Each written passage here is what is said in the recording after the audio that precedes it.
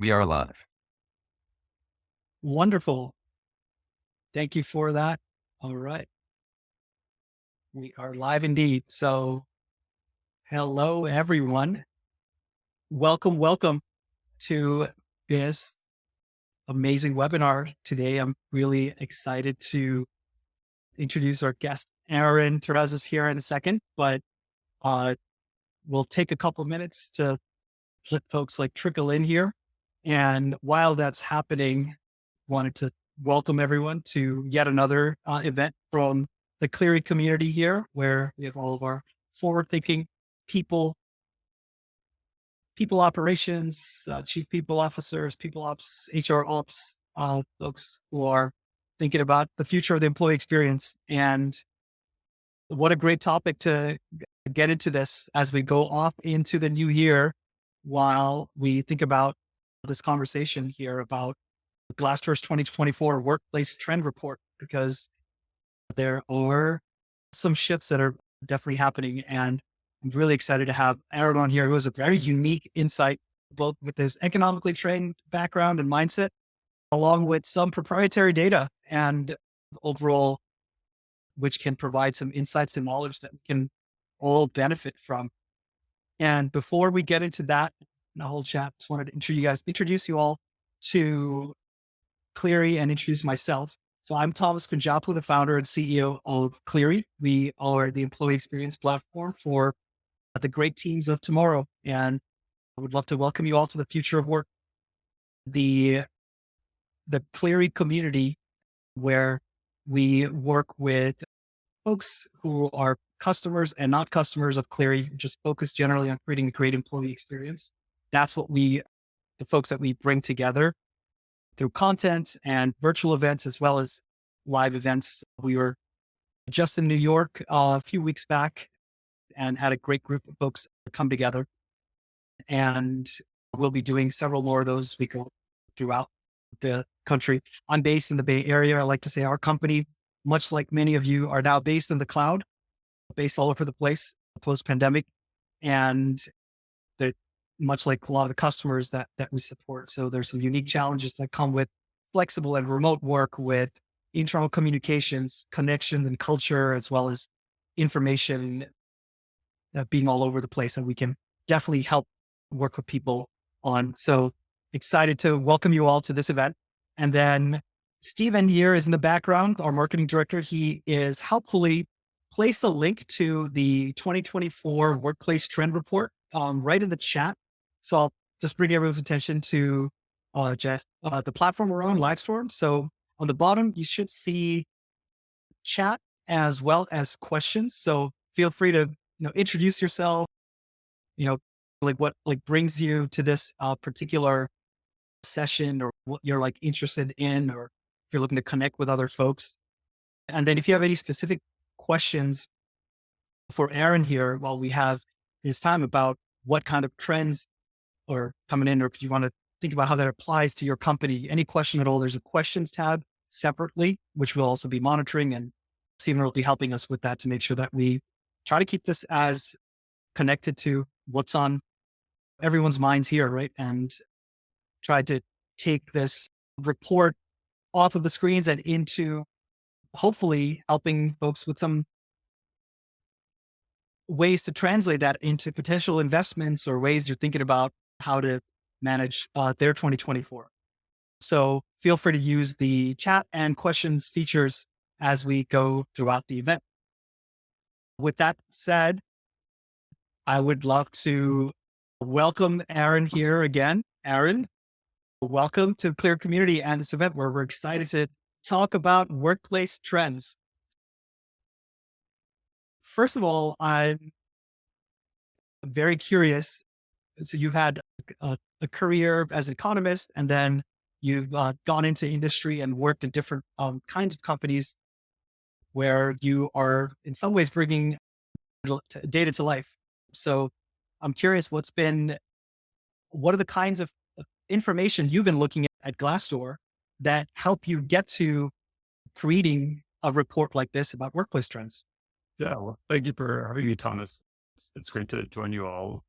I think this time of year for a lot of folks is time of year for gratitude and for seeing family. For economists, I joke it's prediction season.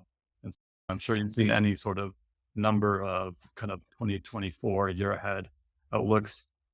And I think that's the table stakes of being an economist in industry that particularly at this time of year, it's really the rolling window throughout the year, but particularly at this time of year, people care about what's happening over the next 12-month period. When I think about what is happening right now in the economy, where we've been, so that's the first place you have to start, go where we're going.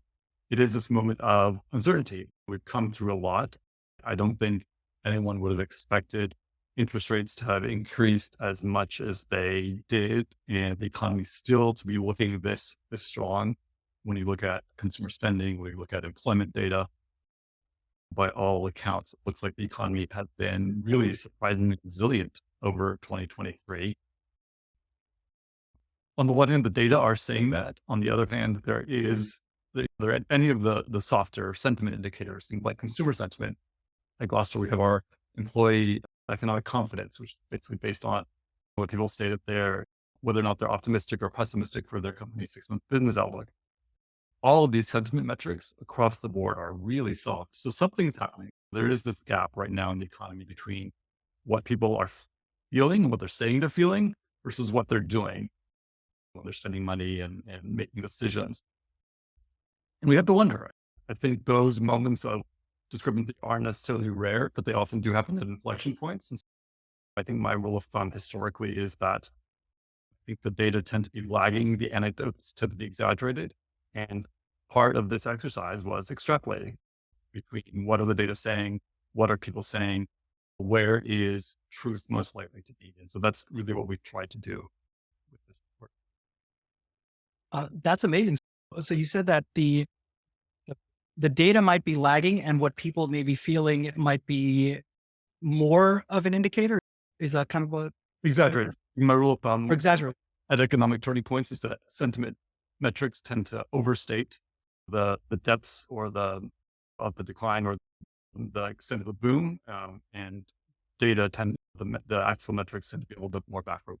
Uh, people, the data that we're getting reflect decisions made at best a month ago, and so and what people are doing versus what they're planning on doing. No one's fully going to get inside their mind, but we can get a hint at it at some of the sentiment metrics.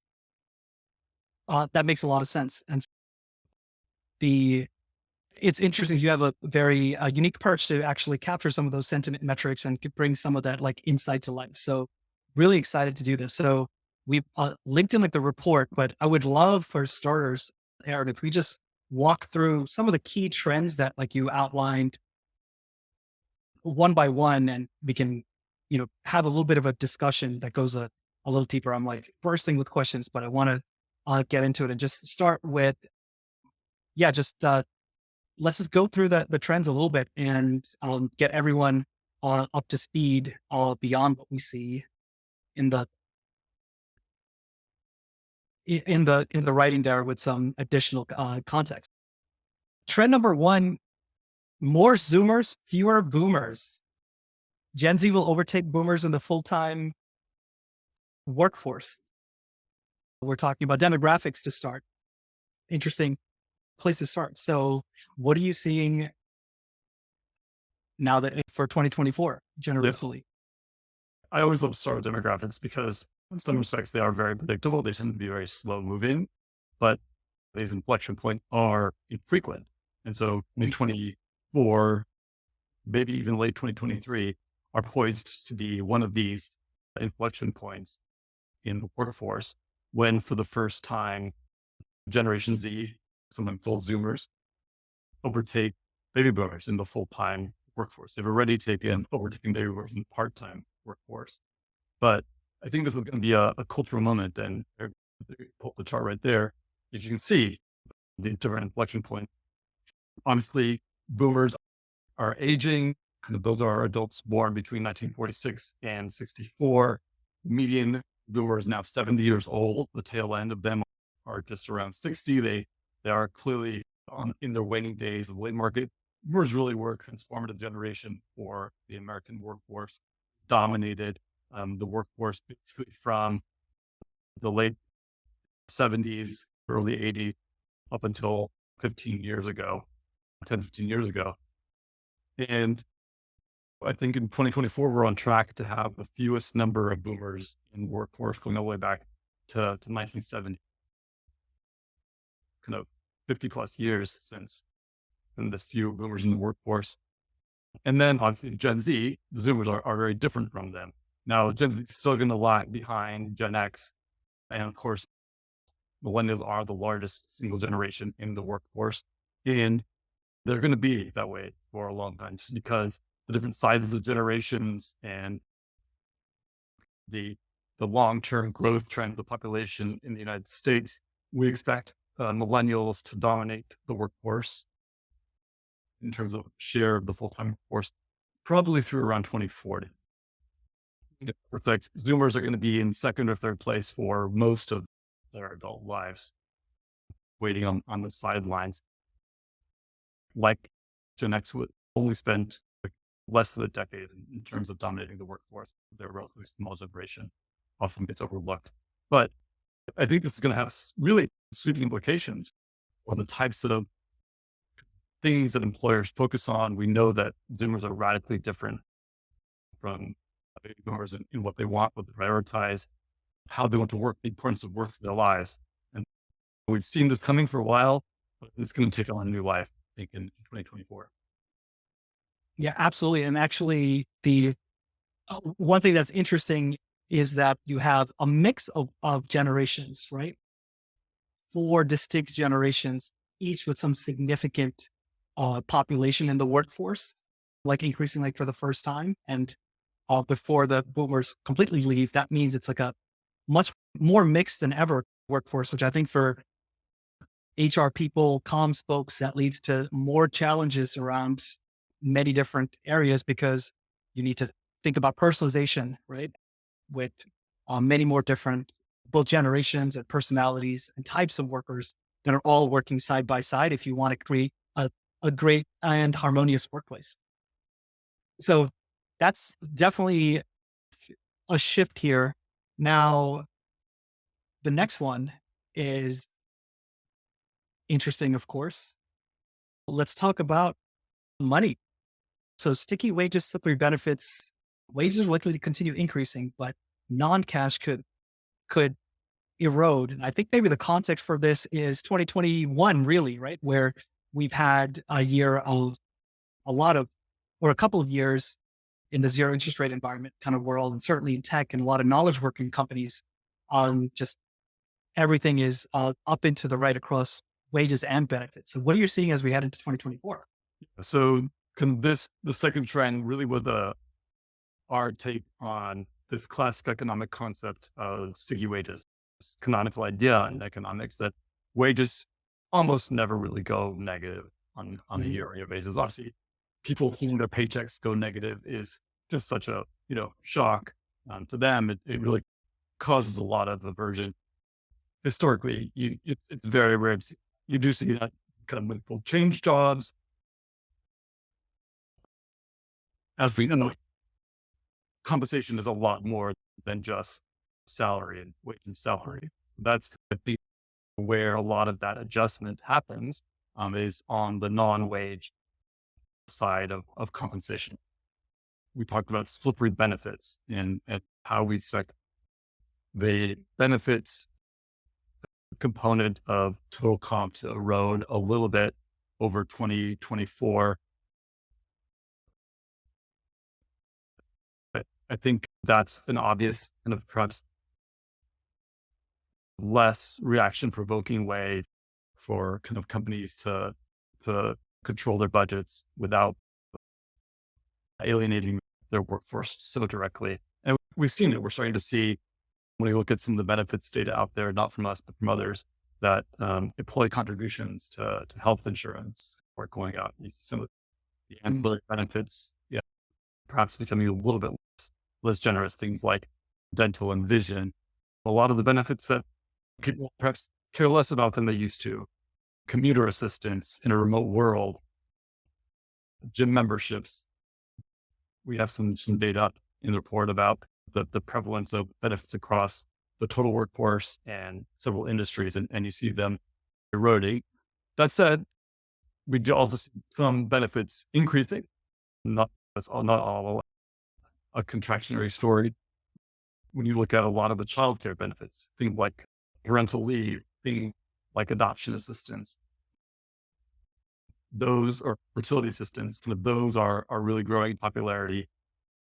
One hypothesis that we put around is that obviously benefits have a long cycle. Kind of the benefits that were put in place in 2023, those decisions were made in 2022, mid 2022, and so perhaps some of those family care benefits really were an incentive to try to get particularly workers of childbearing age back into the workforce during the tight labor markets of 2021 and 2022.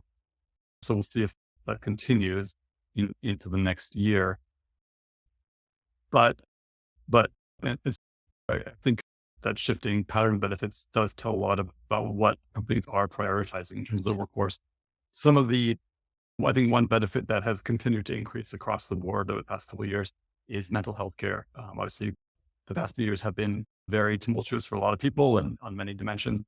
And so we do see, although mental health care access continues to grow, although at a slower pace. This is really interesting. It's almost like the mental health care, the concept of mat and pat leave in the US, right?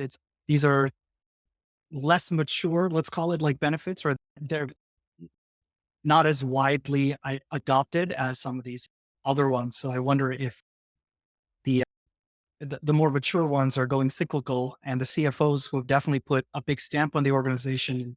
A whole year of efficiency will be coming down on the benefit side going into 2024. But then some of these other newer benefits, which are maybe more valued and relates to the previous themes, right? About millennials and Gen Z kind of just increasing, might override any particular downturn in what the other ones are facing. And I think it's really interesting the point you make about sticky wages and how this is really benefits is a particular area that employers are leveraging to be cost competitive or be as profitable as they need to be for the market or their investors or their other set of stakeholders. So that's going to be something I wonder for the HR folks here if it's been tighter as you're going into benefits planning season into 2024, and how you've been thinking about that as you get into the next year. But this next one is also staying on theme of compensation. Similar, so while benefits might be decreasing, so same with equity compensation, particularly in tech and knowledge workers, and where that is a key piece of it. So cash only and equity compensation declining again, meaning a decline, which is news to me, that equity compensation declined in 2023 and imagine that it will further in 2024. Help me square that trend with the concept that, I don't know, unemployment, we're near full employment, and there's still competition for employees in the labor market, right? Especially the ones that would be getting equity. Yeah, this definitely continues on the theme of if employers are restricted to the degree to which they can save on direct wage and salary costs, where might there be margin of adjustment? What might we begin to start to see kind of signals of a softer labor market? And particularly in some industries and in tech and finance, and even in kind of consumer packaged goods, some sectors, that equity kind of is a non-trivial portion of total comp. So we looked at equity grants.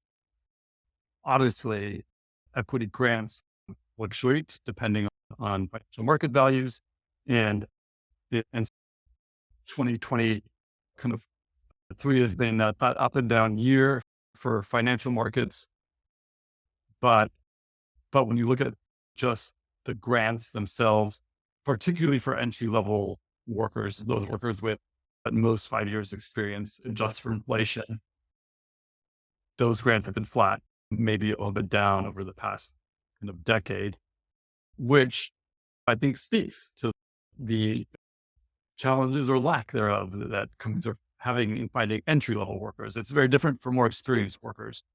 When you look at more experienced workers, those with more than 5 years experience, the upward trend has been much more pronounced over the past decade. That purple line is inflation adjusted. 2022 and 2023 saw some pretty sharp decline, but again, over the longer term, equity grants for more experienced workers are still up pretty sharply, but for entry level workers, they are effectively flat. And I think this is consistent with some of the recent reporting and data about the labor market. Yes, the labor market is overall very strong. Unemployment rate at 3.7% as of report last Friday is historically on the 90th percentile of low unemployment rates going back to the 1940s. So it's still an exceptionally good labor market, but you are starting to see pockets of weakness, particularly for entry level college grads without experience. They are starting to find their first job post graduation in 2023. I think that's a little bit aligns with what's in here in this middle panel. But there are a lot of reports of, again, particularly entry level college graduates struggling to find kind of work, perhaps even reconsidering grad school, which is a common trend during downturns. Kind of demand for education goes up. Mhm. So it seems like percentage wise, it's sharper, especially inflation adjusted for the years of more experience. But obviously, yeah, I guess your point is over the last decade, it's still, there's a big difference, obviously, right? In terms of equity between lower experience and greater. So I think what I'm hearing is that we expect this here to continue going down, maybe even sharper than maybe, and versus this might stabilize a bit more. Yeah. If anything, think about the talent trends for the past kind of few months. There's talent is always a premium, but there's like a sharper focus on what talent actually means that perhaps there was a year or two ago. This is a proxy for it, all the experiences and everything, but it tells you a little bit about that. Really interesting. And then another one, next we had trend number, what are we up to 4? Okay, now so now I think folks can probably relate to this one, but we're talking about layoffs, right? So the long shadows of layoffs, the consequence of tough decisions in 2023 will echo in employee morale well into 2024. So in, let's call it like CEO circles, right? Like the advice is often when you have to cut once, cut deep, cut early. And a lot of companies have cut up in 2023. However, it's not necessarily early, it's not necessarily deep, and it's not necessarily once.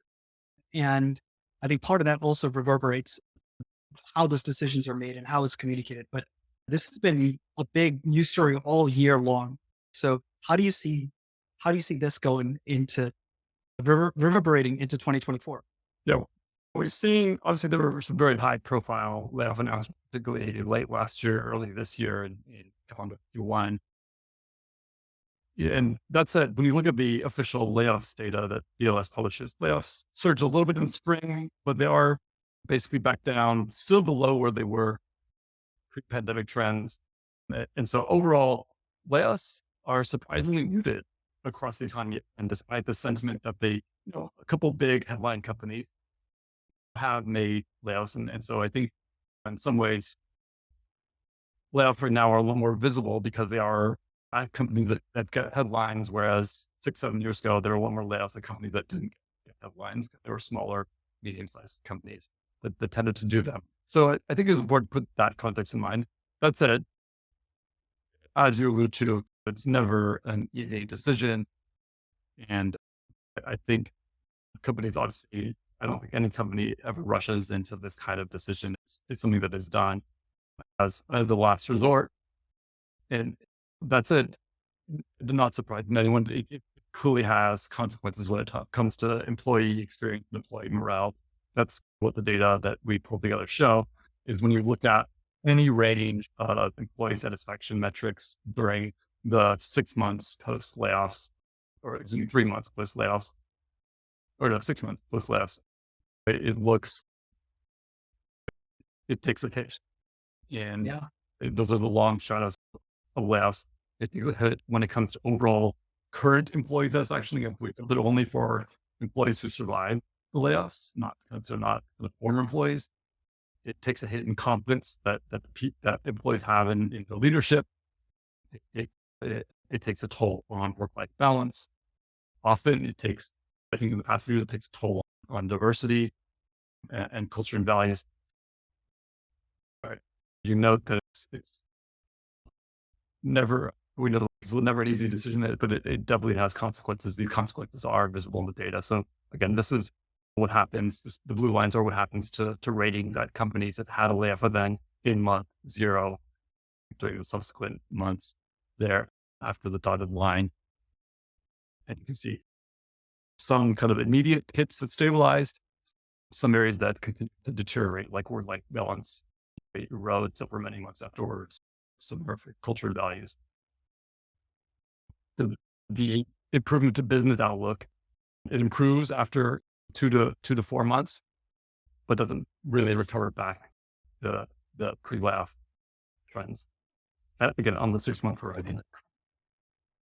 Well, this is just fascinating data that you have access to, and like we all appreciate putting this together and putting a narrative around it for us to really digest it. But you're looking across companies here, and you're getting a really wide set of the overall economy in some ways, right? When you're looking at like all these ratings for various employees across companies, and what that means is that because there's a dip, of course, we're looking 6 months out, and we know there's a big correlation between employee engagement and all types of these types of ratings, which then actually lead to and have an implication on business productivity and like future growth. So in some ways, this could be a major prognosticator of where a lot of companies are going, and not just 6 months out, but like even farther out, especially because a lot of these, you did mention positive business outlook, but not all of them are particularly stabilizing.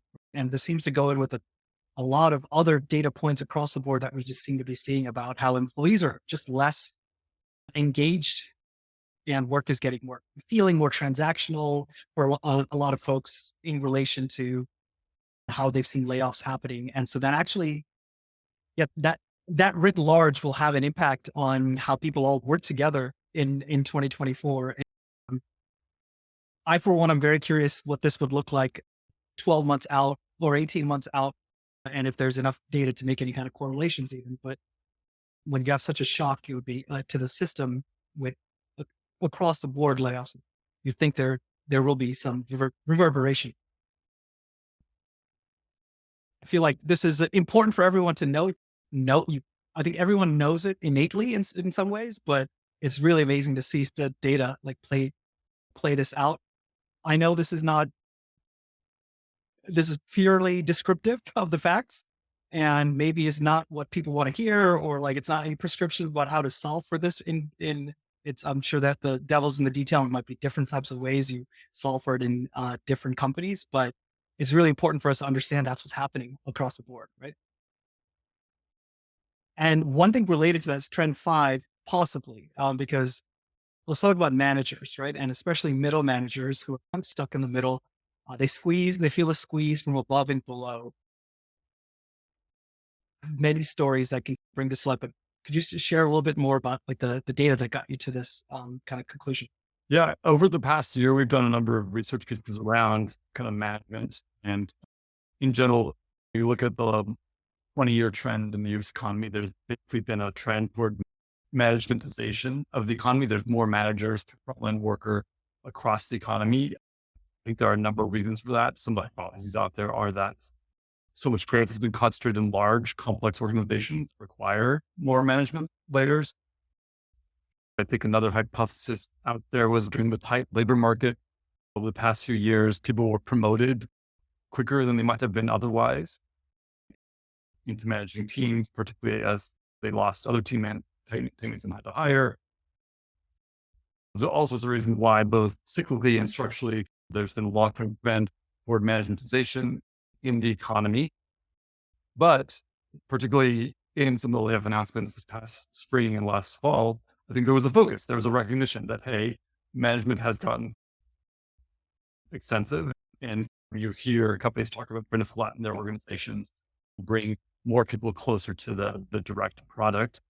And so, to some degree, middle managers were singled out in some of these announcements. So we want to know, how are they doing? And again, when you look at the data, when you look at their satisfaction, particularly at work-life balance, they are clearly feeling the squeeze.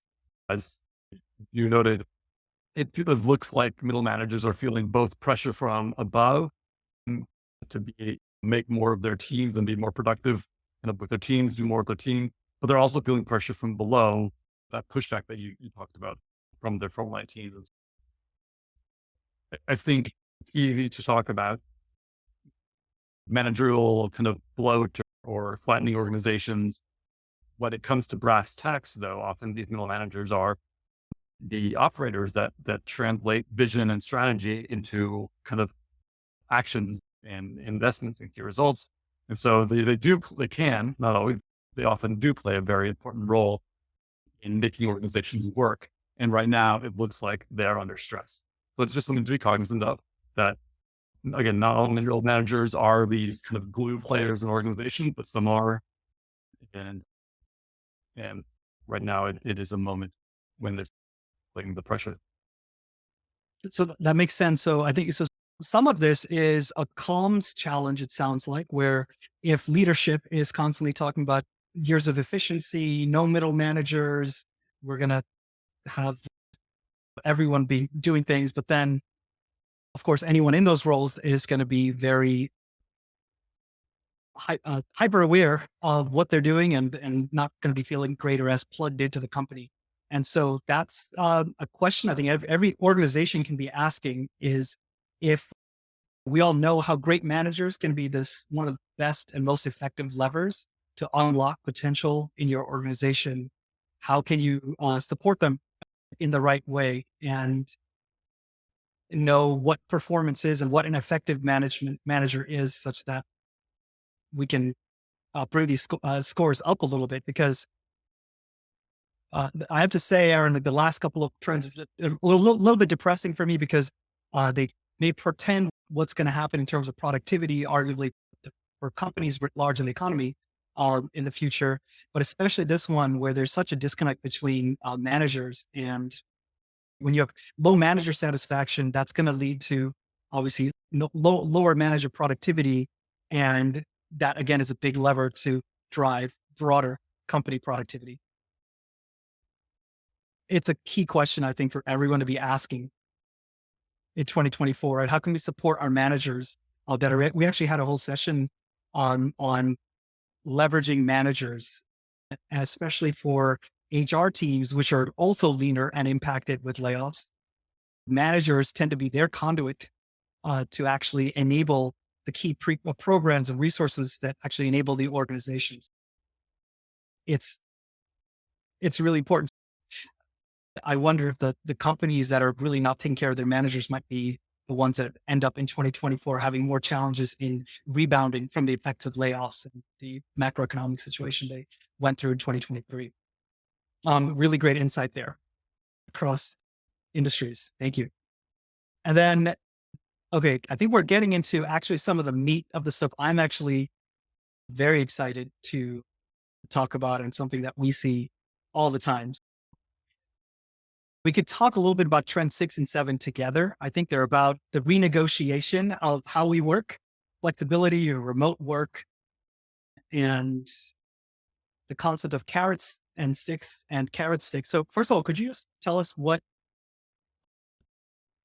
it might be just helpful to go through all, what is a carrot and a stick and a carrot stick in this context? Sure. Yeah. We had fun with trend 6, which talks about the different ways that companies are going to attract workers back to the office. You think about what happened over 2023. Economists have these classic ways of thinking about incentives and enforcement. There are carrots, which are incentives. You can lure someone to do something, attract them to do something. And there are sticks. There are punishments. Something that most of us are familiar with. We came up with this concept of carrot sticks. Things like policies that are a tad punitive, not terribly exciting, but we think that's going to be the trend. And the reason for that is over 2023, there was this evolution from trying to lure workers back to the office through incentives that became a little bit more punitive over time. But the labor market is still tight, particularly for that top talent. And and I think there's going to be a little bit of pullback and or pushback from that very punitive stance. And so that's where we can this idea of carrot sticks. So I think there's going to be vocal encouragement of people to do this and cultural social pressure to make RTO work from above. And I think that's what we mean by this RTO. It's going to be this is not the heydays of tech or finance when there were office massages and meals and things like that, much more modest kind of benefits, but also not as severe as we saw in the later part of this year. And to your point, this is very tied to the next trend, which is about remote work. I'm really glad that you framed remote work in the context of flexibility, because ultimately that's what it is. It is one way to achieve workplace flexibility and offer your employees workplace flexibility. That's not the only way. There's historically been a lot of ways to do that. And historically, pre-pandemic, flexibility was the domain of small and medium-sized businesses. Small and medium-sized businesses gave their employees the option to work from home 1 day a week. Not fully remote, but they gave parents the option to leave and pick up kids at 3 p.m. or whatever. So when we frame remote work in the context of flexibility, it's clear that it used to be the province of small and medium-sized business that changed during the pandemic when everyone was suddenly remote and everyone was suddenly flexible. I think it's returning now to the pre-pandemic norm. We do see growth of opportunities at small and particularly medium-sized businesses. Meanwhile, we're seeing contraction at large businesses. So the message there is small businesses tend to compensate their employees a little bit less generously, but offer other things in return. Whereas big businesses ask a lot of their employees and compensate in return. So I think that's the idea there in Trend Summit. Oh, that's interesting. I never thought of that as a relative advantage that a smaller business has historically had over the big corporations. In general, of course, rigidity, process, more autonomy and ownership, but also more flexibility as a consequence of that has been the historic area for smaller businesses. But then to go farther on the carrot sticks approach, because I think this is really interesting. A lot of our customers and folks I speak with have been like working through this, right? Where uh, often there's like there are a lot of companies that are fully committed to remote in 2020 and then stayed that way even more. But there are many others that have fully committed and have come back from it, including through signs from leadership saying we need to, completely pull back. And it's always a negotiation with leadership and HR and various team leads on how to translate this policy, right? The the carrot would be like the office party, or all the way to compensation bump if you live within X miles of one of our 3 offices, or whatever the case might be.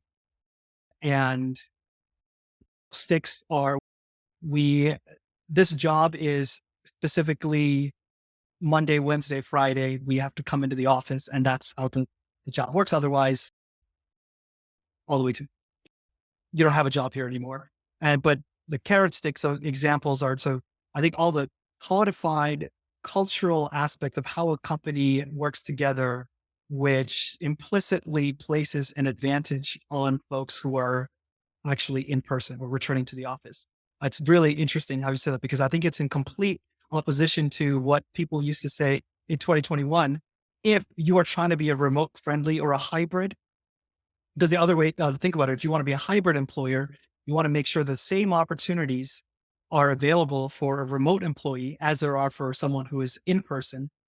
So that is like this gray area that talent will also be navigating, right? If I'm going to be a remote employee at this organization, is that okay for me in sum total for where I want to take my career? Because there are hybrid companies that support remote workers, and there are those that don't. And the concept of carrot sticks is saying we explicitly care about in person and ensuring that happens to a certain degree. And we're really enforcing that softly in some kind of ways. That's a great way to put it. I think there's obviously been so much debate about return to office and something that companies are actively debating. I think evidence is at this point really all over the place when it comes to productivity, and ultimately where my read of the evidence and I land on it. This is a decision that every company is going to make and is going to have to make. And there's no one right answer. Each company is going to make the decision that's best for their particular circumstance, but they should do so with eyes wide open that there are downstream effects when it comes to the types of talent that you're able to recruit, and the how content they'd be in those roles. So the important thing is really to be upfront and open with candidates about what they can expect, and for candidates to make sure that they're doing their due diligence about whether or not there are these unspoken kind of carrot sticks and social code. That's incredible. And then if I could just share this one data point here about, I'd love for you to explain this a little bit more in depth for us on how, what kind of data you're seeing associated with this so that we can understand it together. It's about large employers versus small employers. So could you just talk us through what is the exact y-axis you're measuring here? Yeah. Or sorry, really x-axis. Yeah. So these are based on Glassdoor benefit reviews. When kind of people come on Glassdoor and they review, they tell us about the types of benefits, and one of those benefits is the ability to work from home. And so we looked at the year-over-year change, 2022 to 2023, in the share reporting axis and how happy they were. That's the purple, the rating on a 5-star scale, change in the rating on the 5-star scale on the right there, how happy they were with those based on company size. And again, you see more access and kind of more satisfaction with that benefit for medium-sized and smaller companies, and then the inverse of that for very large companies. Okay, so these are employees self-reporting that I work at this company and I have access to this benefit of, as I define it, work from home as a benefit. Yeah. I mean, unfortunately, kind of Glassdoor's platform was designed a long time ago. We don't know if this is 1 day work from home, 5 days work from home, etc. Right. But in some ways, it's actually more insightful because how much the employee perceives this as a benefit ultimately helps us translate between a specific policy and in practice, how it's enforced and what is available to them.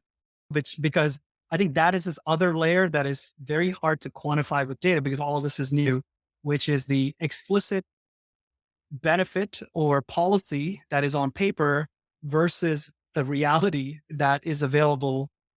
So often like the star salesperson gets to do their own thing, but like the junior customer support representative is very inflexible in what they need to do. And it might be completely different context. And maybe managers ultimately are translating and making decisions at that level versus at the company level. So I actually think this is in some ways more useful, right? Versus the explicit number of days, because the policy doesn't necessarily translate into reality. We're seeing that like all over the place when it comes to remote work. So I know you said every company is different and you need to understand where you land in terms of making your decisions. But is there, and maybe there isn't one answer, but is there a trend towards a new, we'll call it baseline, right? For how most companies will be like organized in relation to remote work? My view is that it's going to be a pro-cyclical benefit moving forward. It's almost, if you think about 401k matches a decade or 2 decades ago, we see more of it when the labor market's tight, and we see less of it when the labor market's soft. It's something that companies use pro-cyclically over time. So that's my expectation about prevalence of remote work and remote job postings. Got it. And again, there's an open question of how, whatever the job posting says, how it translates in practice to the flexibility at the company. And then to close off here, of course, we have to talk about something that's probably making a lot of lists, but like Gen AI, Yeah. Clearly, we actually just launched our Gen AI product last month, which is really about enabling internal columns and helping you create content that is company wide or department wide in a more efficient kind of manner. Lots of use cases, of course. But you point to a specific one, which is, I guess, the not getting humanity lost and the concept of an employee thinking about, I want to talk to a real person, right? So tell us more about, yeah, how you think it maps into the workplace. Yeah. So this was our final trend, a nice kind of bow to tie on kind of the full set of 8 trends. And, and I think obviously we're just in the early days of seeing Gen AI and LLMs deployed in a large scale in the workplace. We'll Mhm. obviously a lot more of it in 2024, I think is the expectation. And I think probably my view is in line with the consensus among economists that there are enormous potential productivity enhancements from this. But as you noted, I think just a reminder that we can't lose the humanity, particularly in remote and distributed workplaces, that sometimes we still do need to talk to humans. And and even as advanced as this technology is, there's something uniquely gratifying and unifying about talking to another human. And then can I ask the productivity related question, right? So there's been like the long term economists dream that the total factor of productivity should keep increasing all the time with increased investments in technology, and we've seen that kind of there's been like it hasn't quite kept up for some time. But then there's some stats about maybe it is we are getting more productive in the or in the workforce. Or is it still too early to tell if Gen AI is going to make enough of an impact in productivity? Yeah, I think I point to two major things to keep in mind here. One, if you think about the long lag in any technology actually being visible in productivity data, because it often requires ecosystems, it requires markets to make that come to life. There's, I think, a sense that the lead time is a little bit shorter this time because a lot of ecosystems are already in place. However, I'd say the second really important point, and perhaps a little bit technical, but in my mind, I think it's important to keep in mind is that the way most business people think about productivity is not the same way that economists or government agencies measure productivity. Productivity in official statistics is revenue divided by hours worked. And they try to control for market fluctuations of revenue. Hours worked is getting really messy in a remote economy, in a creative economy. Service Uh, economy, what? I'm sorry. just service economy. Service economy, exactly. Hours worked, the data there just is really hard to wrap your head around in how the economy's changed. Again, simple point that I make is we may see productivity enhancement at the micro firm level that companies may feel. They may not appear in the aggregate economy-wide data. And just keep in mind that those are actually different concepts. They're not typically the same thing. For sure. Yeah. The technical definition may not be what we all think about. But then if you're just thinking through like all of these trends and just looking at 2024, was there anything in particular that stood out to you that was surprising versus your instincts, let's call it, as that was then data informed and corrected? Yeah. I think underneath the surface of all these trends, there is the sense, a little bit like we talked about at the start, that when we look at the data, it's telling us one thing, but it feels like something else is happening. And for instance, when we look at the jobs market, the job openings are down. They look like they're normalizing. The quits rate it's down pretty sharply. I always say that kind of the decision to leave, the individual decision to leave a company is always the combination of both push and pull forces. There are the the pull forces, the alternatives out there are very cyclical. They boom and bust in the economy. The push forces are always there. Those are evergreen. And so just because we're seeing fewer people quitting does not necessarily mean we're seeing fewer people wanting to quit. And, and so I worried that in 2024, underneath the surface, even if we see more people staying in their jobs, there's still going to be that friction, kind of tension building that doesn't have a release, almost like you're in the Bay Area, so almost like a tectonic fault. Oh Fresh boy. Don't building remind me. Yeah. underneath the surface. And so we just have to be conscious of that that is still building, and that the minute those pull forces begin to get unleashed again, we could begin to see another kind of explosion in people's job switching.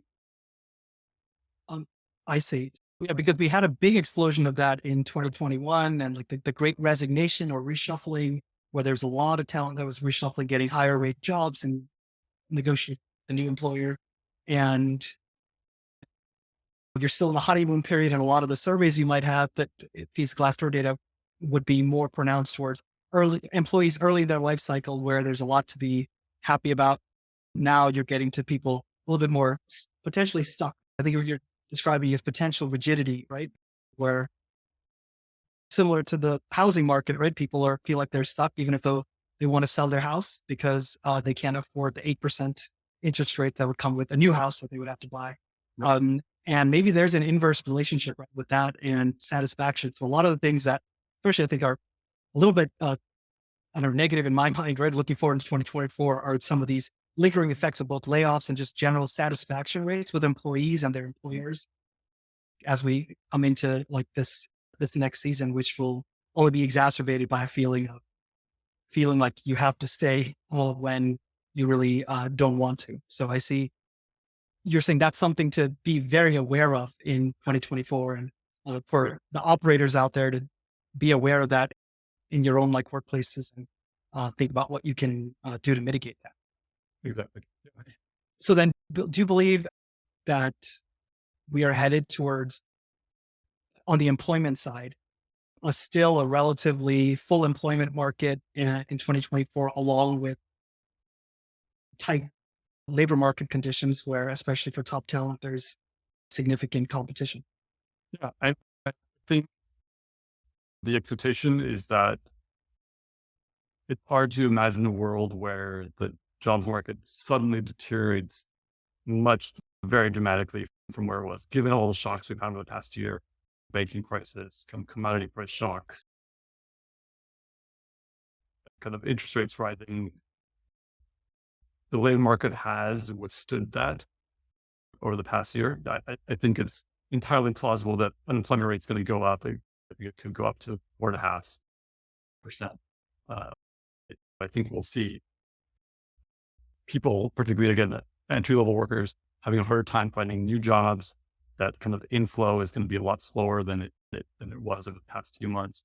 But it doesn't feel like there is an obvious catalyst for the jobs Yeah. market to collapse over the next few months. There never is when they happen. So, Right. I know it's a hard question. I'm asking you about the future, but I guess one other question is, I know in your role and like creating reports like this and looking at the data holistically, you're trying, you have different stakeholders or different types of audiences you imagine, right? But if you really focus in on operators, like the HR teams and the people operations and chief people officers out there who are looking at reports like this to get a sense of how they can translate that into decisions that they actually have a purview over in terms of decisions they can make within their org. Are there any words of advice, or at the very least observations you would want to point out for that particular audience? yeah, I think it feels like 2024 is shaping up to be, it's uncertain, but a relatively stable year, much more stable than we've had at least the past 3 or 4 years. That's not a high bar to have.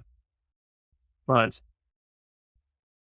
I think in those moments of stability, when it's particularly important to have a pulse to where your workforce is at and stay attuned to where they're at, because you don't want to be caught flat-footed if the market changes, if kind of the economy suddenly changes, which is always a possibility. So again, I think in those moments of stability is particularly an important time to stay alert, tuned to where your workforce is at and the shifts that you're hearing amongst them. Stability, that's not something you hear a lot of that phrase used lately, but maybe that'll be the page that we turn to in 2024. Yeah. Uh, of course, being an election year, there's always the other things that come with that from the economic pattern, but the ways that might translate for these operators, like you said before, it really depends on your company and your context. And so I'm sure folks will be looking at each of these trends, imagining how does our remote work policy or the way we handle benefits or the way we actually give flexibility to our employees or how we take care of our managers. You might actually think about that and think about the programs and policies that you have and potentially invest in a few of them more so than others based on this conversation. I think it's really important to understand the broader context, right? The water we're all swimming in. And I really appreciate you doing this work for all of us, Aaron, and translating this amazing data set that you have access to with Glassdoor into what the future might hold for all of us in 2024. With that said, I'd love to see if you had any parting thoughts or words about as you worked on this report. No, thank you for inviting me to share them. I think, as we all know, the future is incredibly humbling. I've been doing some type of economic forecasting for the better part of the past decade and a half. I think to some of the long horizon forecasts I did with Universal Station back in 2012 and 2013, and how humbling the decade since has been. That's definitely the approach I take. I'm talking sure there's certain things we know, and we can kind of think about how we'll react under different scenarios and, what the recent movements tell us. But the future is a wildly crazy place. It is. And we'll all be in 2024 very soon. But thank you so much, Aaron, for sharing all of this wonderful insight and moreover to put in all the work to crunch the numbers and make this all happen with you and your team. It's really a benefit for the broader community out there as we all try to move 2024 into a better place. So thank you once again, Aaron, and thanks everyone who's joined. We're going to be signing off now and be in touch for future Clearing community events. Thanks again, Aaron. Bye now.